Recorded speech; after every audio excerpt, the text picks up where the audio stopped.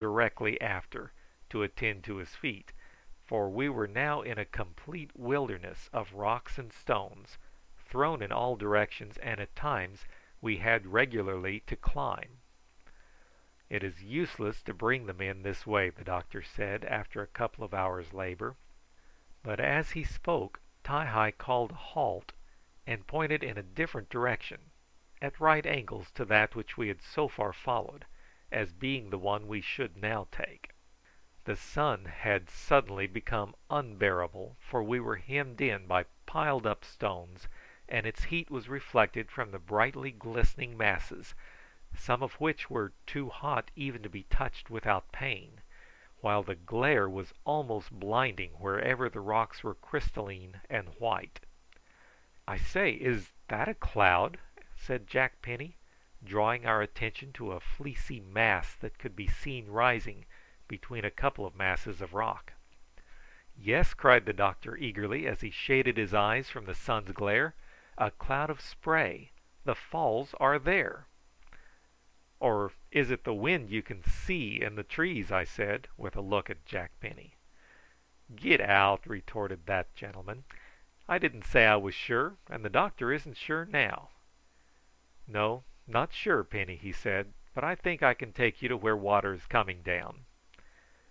We felt no temptation to go on then, and willingly followed our guides, who pointed out a huge mass of overhanging rock right in the side of the ravine, and here we gladly halted, in the comparatively cool shade, to sit and partake of some of the buffalo strips, my eyes wandering dreamily to right and left along the narrow valley so filled with stones. I was roused from my thoughts about the strangeness of the place we were in and the absence of trees and thick bush by the doctor proposing a bit of a look round.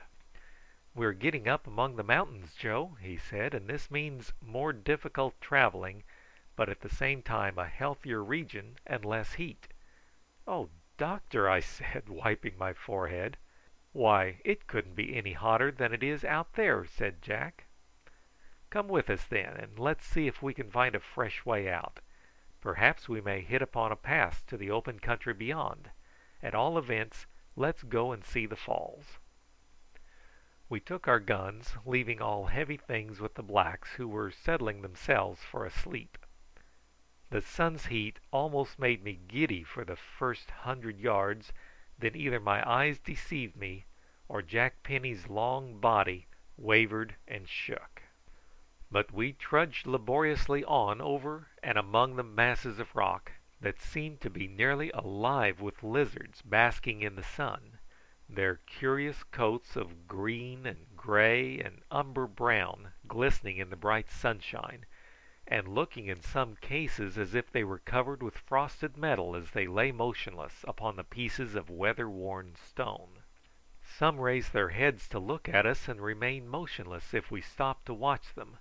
Others scuffled rapidly away at the faintest sound, giving us just the glimpse of a quivering tail as its owner disappeared down a crevice almost by magic. Don't fire!" cried the doctor, as Jack suddenly levelled his piece. "Why not?" he said in an ill-used tone. "I daresay they're poison, and they ain't no good." The object that had been his aim was an ash grey snake, rather short and thick of form, which lay coiled into the figure of a letter S, and held its head a few inches from the rock on which it lay. "If you wish to kill the little vipers, do it with a stick, my lad. Every charge of powder may prove very valuable and be wanted in an emergency." "I say," said Jack Penny, dropping the butt of his piece on the rock, leaning his arms upon it, and staring at the speaker, "you don't think we're likely to have a fight soon, do you?" "I hope not," said the doctor; "but we shall have to be always on the alert, for in a land like this we never know how soon danger may come." "I say, Jack," I whispered, "do you want to go back?" "No, I don't want to go back," he said with a snort. "I don't say I ain't afraid. P'r'aps I am. I always thought our place lonely, but it was nothing to these parts, where there don't seem to be no living people at all." "Well, let's get on," said the doctor, smiling. and we threaded our way as well as we could amongst the chaotic masses of stone till we were stopped short by a complete crack in the stony earth, just as if the land had been dragged asunder. As we stood on the brink of the chasm and gazed down at the bottom some 100 feet below, we could see that it was a wild stony place, more sterile than that we had traversed. In places there were traces of moisture, as if water sometimes trickled down, and where this was the case I could see that ferns were growing pretty freely, but on the whole the place was barrenness itself.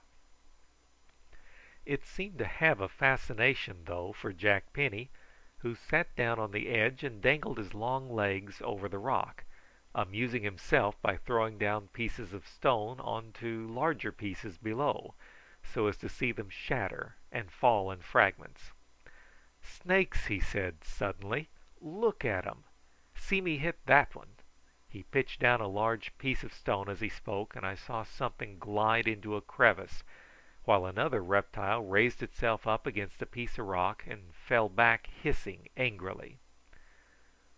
We were so high up that I could not tell how big these creatures were, but several that we noticed must have been 6 or 7 feet long, and, like many vipers of the poisonous kinds, very thick in proportion. I dare say we should have stopped there amusing ourselves for the next hour, pitching down stones and making the vipers vicious, but our childish pursuit was ended by the doctor, who clapped Jack on the shoulder. "Come, Jack," he said, "if we leave you there you'll fall asleep and topple to the bottom."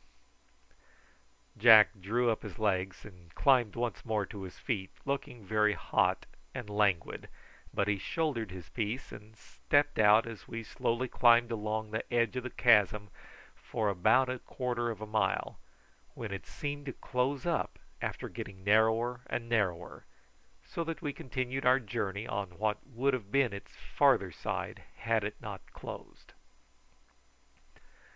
Higher and higher we seemed to climb, with the path getting more difficult, save when here and there we came upon a nice bare spot free from stones, and covered with a short kind of herb that had the appearance of thyme. But now the heat grew less intense. Then it was comparatively cool, and a soft moist air fanned our heated cheeks. The roar of the falls grew louder, and at any moment we felt that we might come upon the sight, but we had to travel on nearly 1/2 a mile along what seemed to be a steep slope.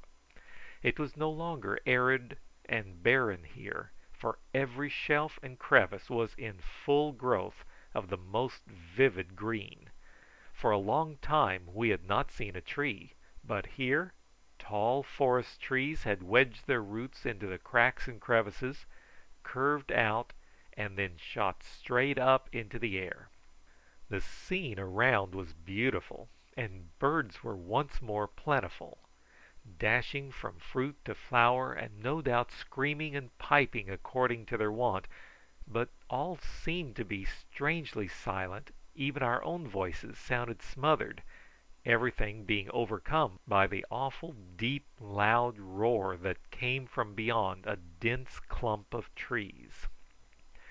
We eagerly pressed forward now, ready, however, to find out that we had a long distance to go, and the doctor leading, we wound our way in and out, with the delicious shade overhead, and the refreshing moist air seeming to cool our fevered faces and dry lips. "Why, we're walking along by the very edge," said Jack Penny suddenly. "This is the way," and stepping aside he took about a dozen steps, and then the undergrowth closed behind him for the moment, but as we parted it to follow him we caught sight of his tall form again, and then lost it, for he uttered a shrill "Oh!" and disappeared.